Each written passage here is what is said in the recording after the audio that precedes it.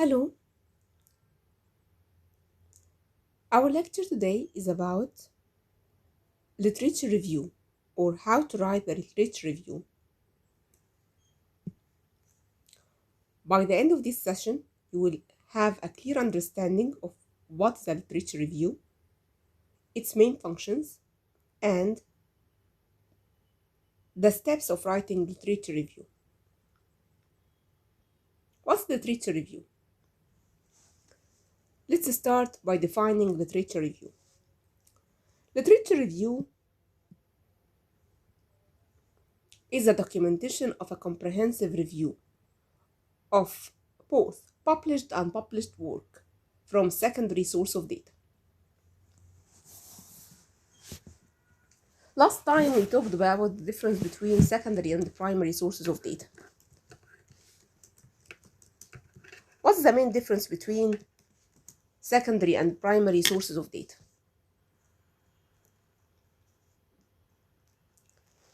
Primary sources are the original material.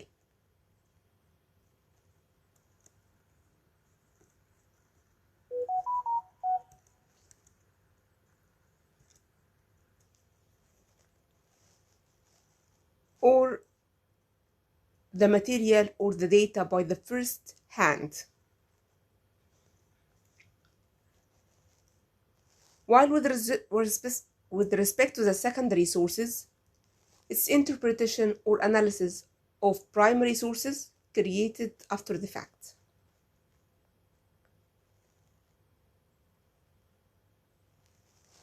So the secondary sources provide interpretation of primary materials. Examples such as, for example, articles, review articles, or scholarly articles, textbooks, etc. While with respect to the primary sources, it's like interviews, surveys, research data, and so on.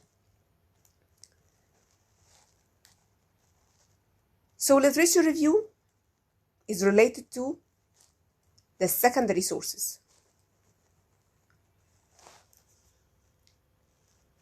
So it focuses on a specific area of interest to the researcher.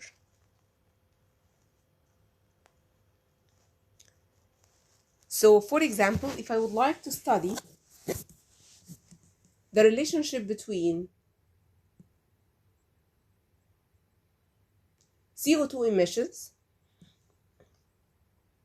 and foreign direct investment, so we are going to review or collect or read the previous studies that study the relationship between these two variables together. What are the main functions of literature review?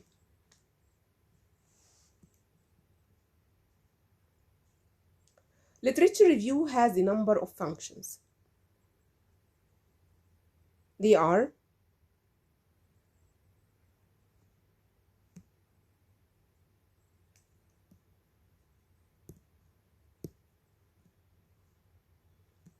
number one, bring clarity and focus to your research problem. It helps in defining and refining the research problem. We are going to talk about each one of them in details. Number two, improve your methodology. It assists in refining research methodologies by analyzing how previous studies have approached similar problems. Number three, broaden your knowledge base in your research area.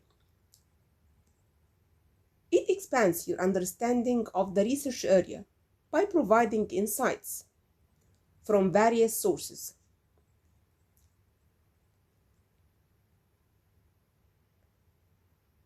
Number four, contextualize your findings. It places your research findings within the broader context of existing literature, helping readers understand their significance. So let's explain each one of them in details. Number one, blank clarity.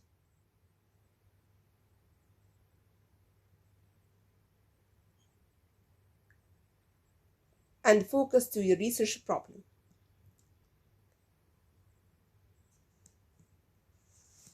First of all, if you would like to start with a research literature review, you can't start if you don't have a research problem, if you don't know what you would like to do exactly. So you have an idea, and this idea should be reflected in a form of a research problem and a research question, and then you have to read more papers in order to clarify this problem.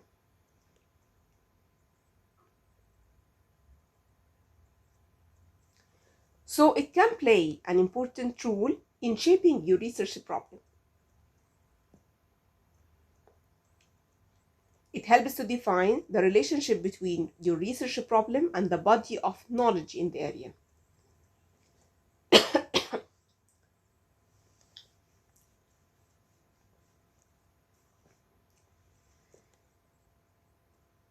So reading the literature review will help you to identify the knowledge gap in the literature, help you to identify what others have done and what's missing in order to identify or clarify your own work. Function number 2, improve your methodology. As we said before, that you have to identify your problem and your research question. After reading the literature review, you can find how others respond to questions similar to the one you are investigating. What are the methodologies used by others in answering these questions?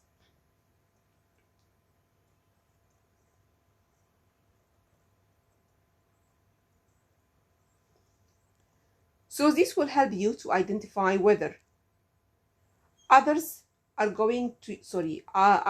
used procedures that are similar to yours, or there's something different between you and them. And also will help you to know if there is any drawbacks in their methods in order to avoid this later on in your research paper.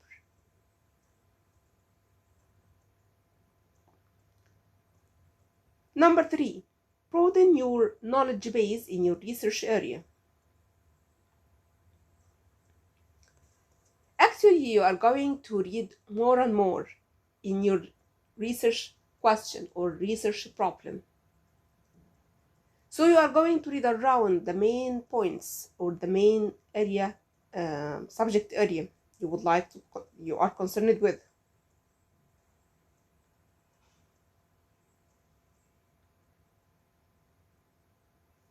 So this will help you to know what others did, what are the theories that's related to your own topic, identify the research gap,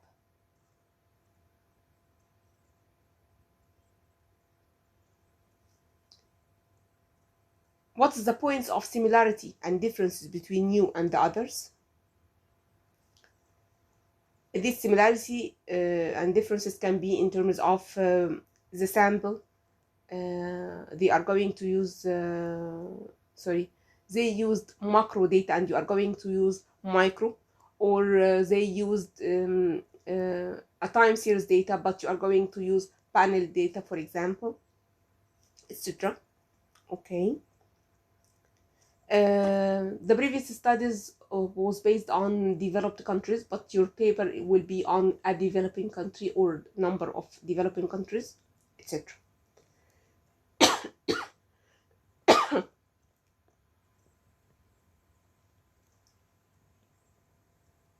Number 4, contextualize your findings. These points will help you to identify whether your results are similar to others or not. So what's the importance of this? This will help you to compare your findings with others in order to know if you have a contribution related to the findings, as this will add to the existing body of knowledge.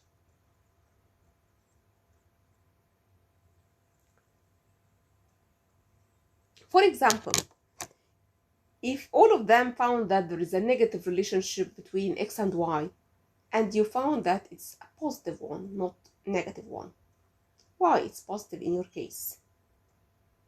Maybe this is something that needs to be studied more and more later on by other researchers. So this is considered to be an addition to the literature.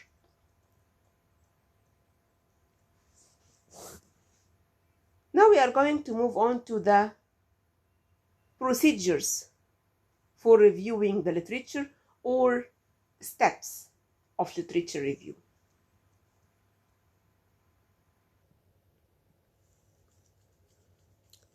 There are 5 main steps involved in conducting a literature review. Number 1, search for existing literature in your area of study. Number 2, review the literature selected. Number 3, develop a theoretical framework. Number 4, develop a conceptual framework. And finally, writing up the literature reviewed. Number 1, search for existing literature. First of all, we have to identify a number of keywords to search for, so you have at least some idea of the broad subject area and of the problem you wish to investigate. In order to set parameters for your research,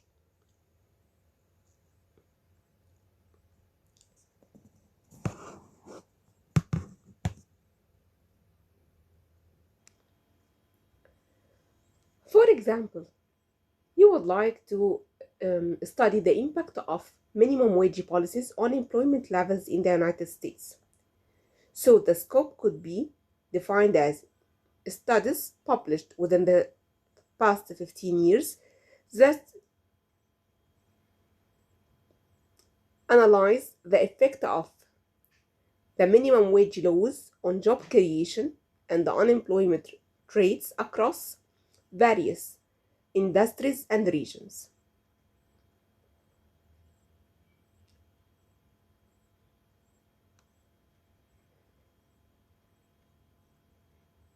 So this is the main scope or the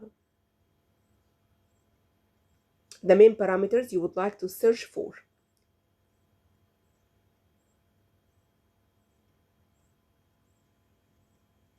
So you need to perform or make a bibliography for this broad area. This bibliography has 2 main sources, books and journals.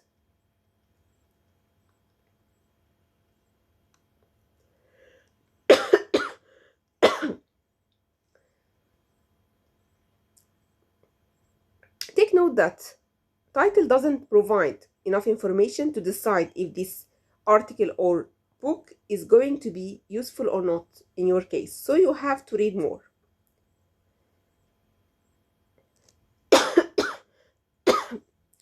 Number 2, start with the latest issues. Examine its contents page to see if there is an article of relevance to your research topic or not. You have to start with reading the abstracts in order to identify whether this article or this book is relevant to your idea or to your research or not.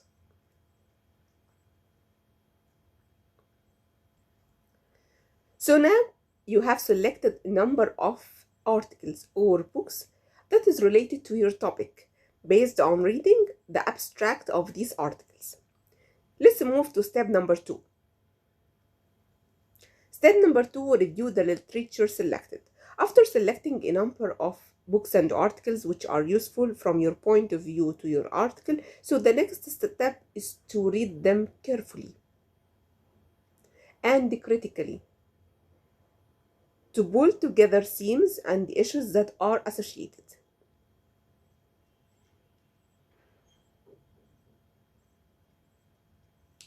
If you don't have a theoretical framework or themes in your mind to start with, use separate sheets of papers for each article or book.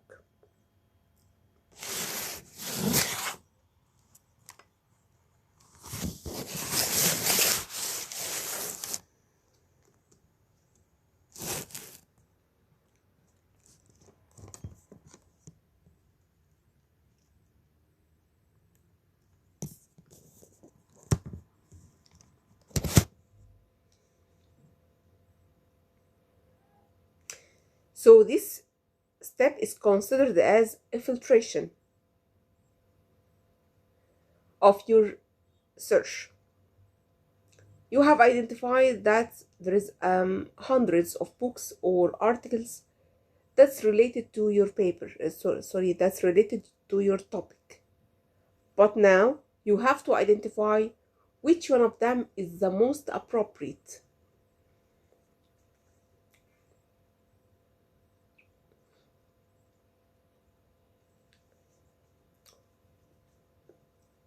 What are the useful academic databases that can be used in step 1 and 2? We have number of academic databases. For example, JSTOR, Google Scholar,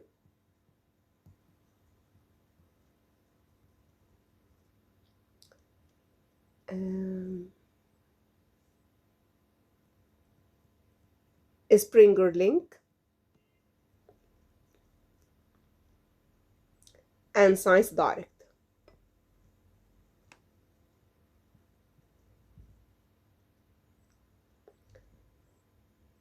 These are the main academic databases that's related to economics. Okay, in addition to ResearchGate.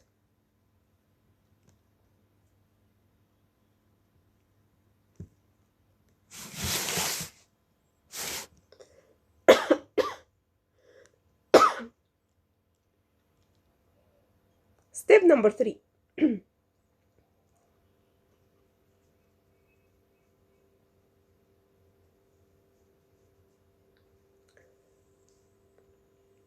Okay, in step number 2, you have to write or summarize the main findings of each paper or each article you read in a separate sheet of paper.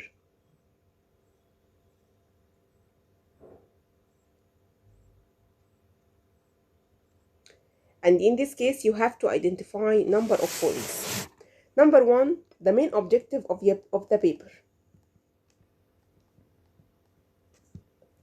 Sample under consideration. Methodology. And main findings. So you have to write about 1 paragraph or more for each article or book you read.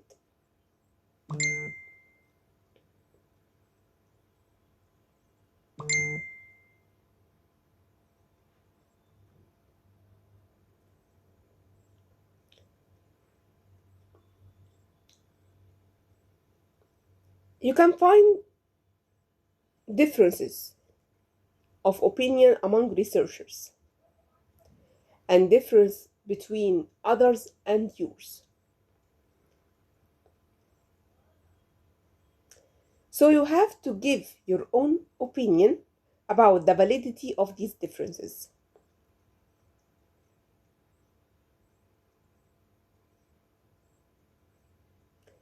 Also, you have to find or highlight the gaps that exist in the body of the knowledge.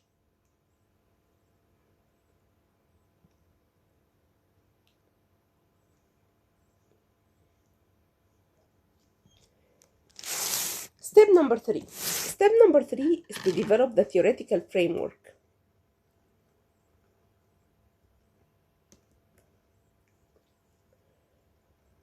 As you start reading the literature, you will soon discover that the problem you wish to investigate has its root in a number of theories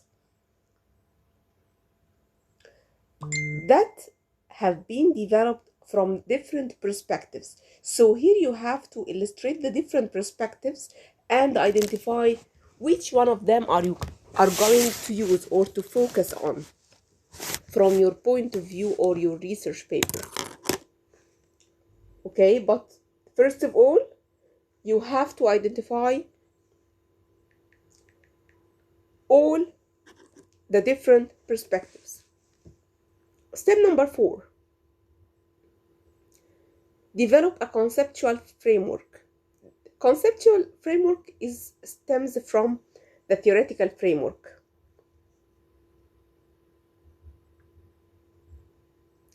So here you have to focus only on one section of the theoretical framework.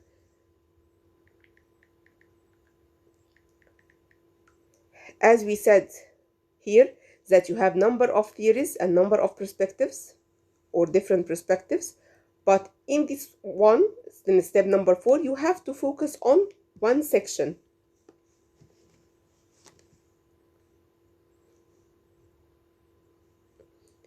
Finally, the last step is writing the literature review.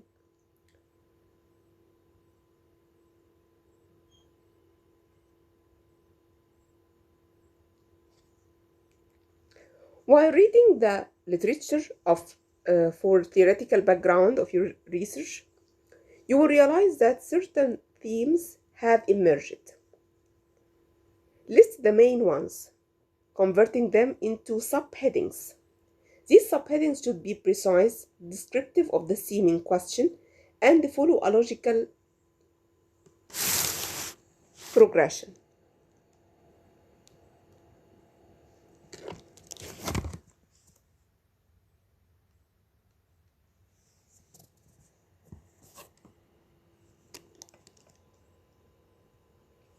So this means that you are going to organize the literature review, group studies based on key variables or research questions.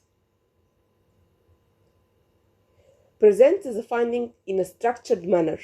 Start from an introduction that outlines the research objective and methodology, followed by discussion of key findings and conclusion.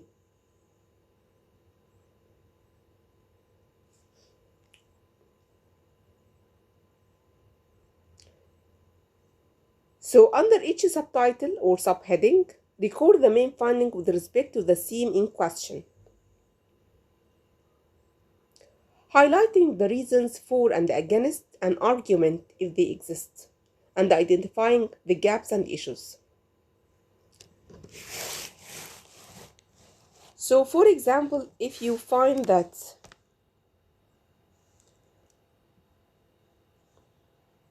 there are two main points of view regarding something, say for example the relationship between minimum wage and unemployment. So you can summarize, this is the positive one and this is the negative one. So this is the subheading 1 and 2, and you are going to write the findings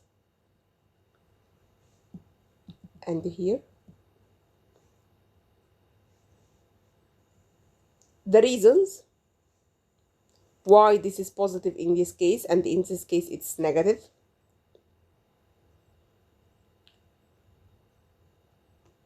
Okay, and identify gaps. What's missing here?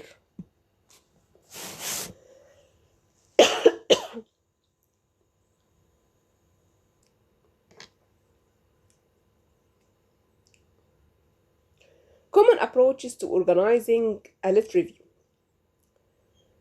There are 3 different ways to write or to organize your writing of the literature review. Number 1, chronological. Here, this depends on the nature of your literature and development of ideas.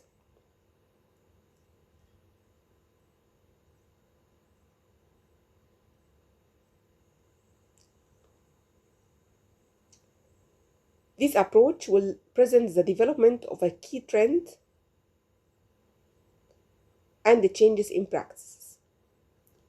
Number two, thematic. This is, in this case, time is not a factor here.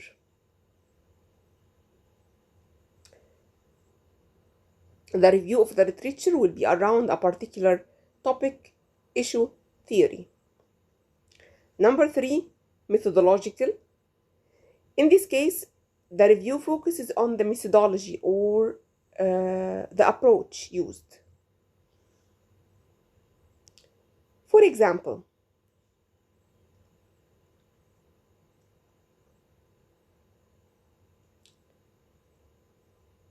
these are a number of studies that's related to some topic, what's about organizational effectiveness.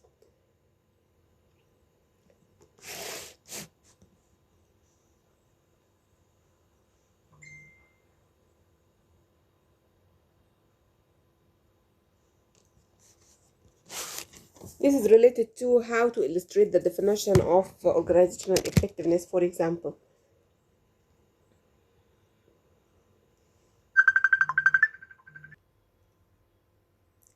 So this is considered to be an example for chronological approach.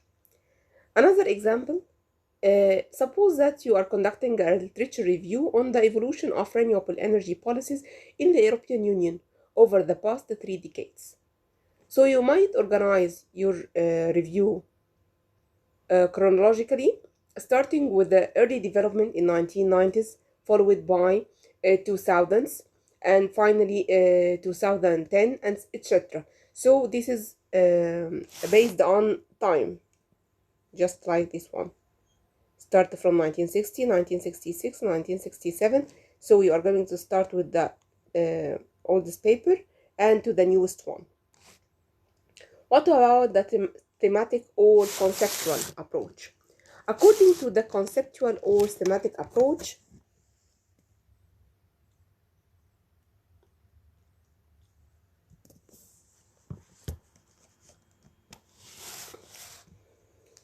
you are going to collect the literature around each theme.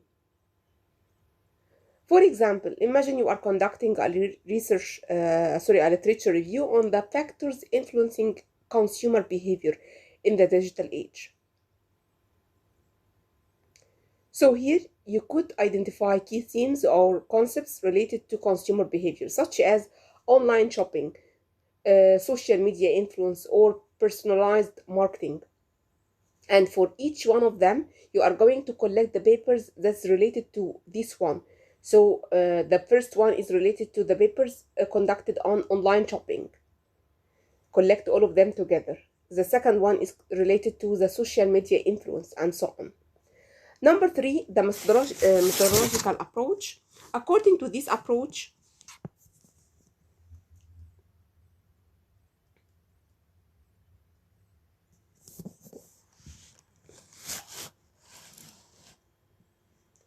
you are going to group studies based on the methodology used.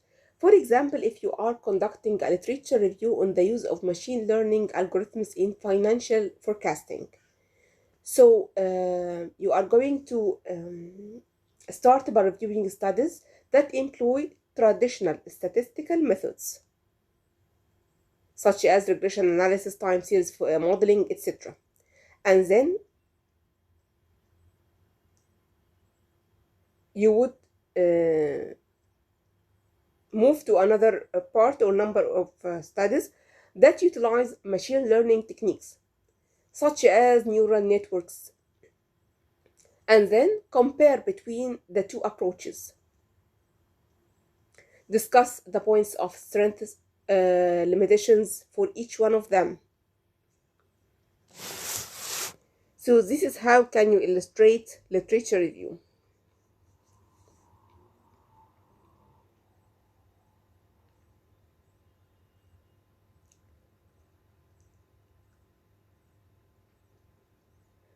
This is the end of our lecture today. Thank you and see you next week.